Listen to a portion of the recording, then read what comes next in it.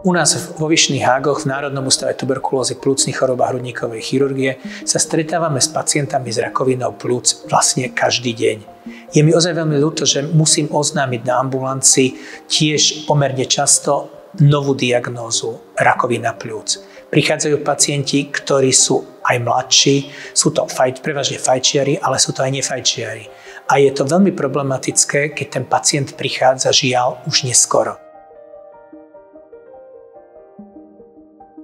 Tak najčastejší príznak, ktorý prináša pacienta na pľúcnu ambulanciu, je kašel.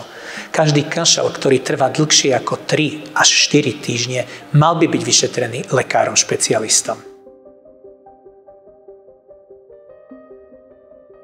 Tí pacienti samozrejme by mali v prvom rade navštíviť svojho praktického lekára pre dospelých a ten po vyšetrení rozhodne pošle na rentgen snímku pľúc, respektíve odošle buď pneumológovi, alebo keď je to kašel, tak to ešte pacienti mnohokrát idú k imunoalergológovi do špecializovaných ambulancií, kde už ale sa bližšie analyzuje príčina toho kašla.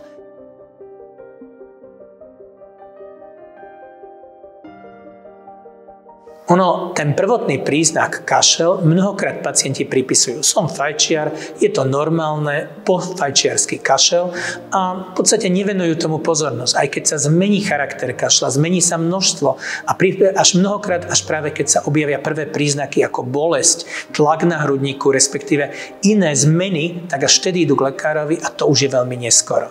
Čiže ja stále tvrdím, každý kašel, ktorý trvá dlhšie ako 3 týždne, mal by byť vyšetrený lekárom špecialistom.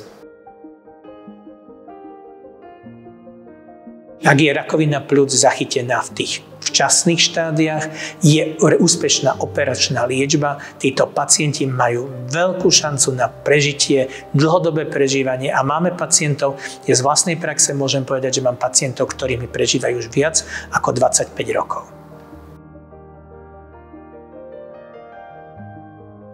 Fajčenie je veľmi rizikovým faktorom, avšak stretávame sa aj s tým, že rakovinu pľúc majú aj nefajčiari. Treba si však uvedomiť, že niekedy je to aj to pasívne fajčenie je problémom. A tohto sa mnohokrát podceňuje. A potom to, čo sa nás pacienti pýtajú, aká prevencia? No, najlepšia prevencia je nefajčiť. Ak už však fajčíme, tak treba pevnú vôľu a prestať fajčiť. Rakovinu pľúc už v súčasnosti máme možnosť liečiť nielen chirurgicky, ale máme aj inovatívne liečby, liečebné postupy, inovatívne lieky. Avšak na to, aby sme ich mohli použiť, musí ten pacient včas prísť a musí byť včas vyšetrený. A žiaľ, naši pacienti prichádzajú mnohokrát už až v tých 3., 4. štádiách, keď ani tá inovatívna liečba už nemôže pomôcť, pretože už prichádzajú rozsiahlými nálezmi, mnohokrát s metastázami do iných orgánov z pľúc. Preto isto, nekašlíme na seba. V prípade rakoviny pľúc ide o čas. Čím skôr, tým väčšia šanca na prežitie, dlhodobé prežitie a výrazne lepšiu kvalitu života.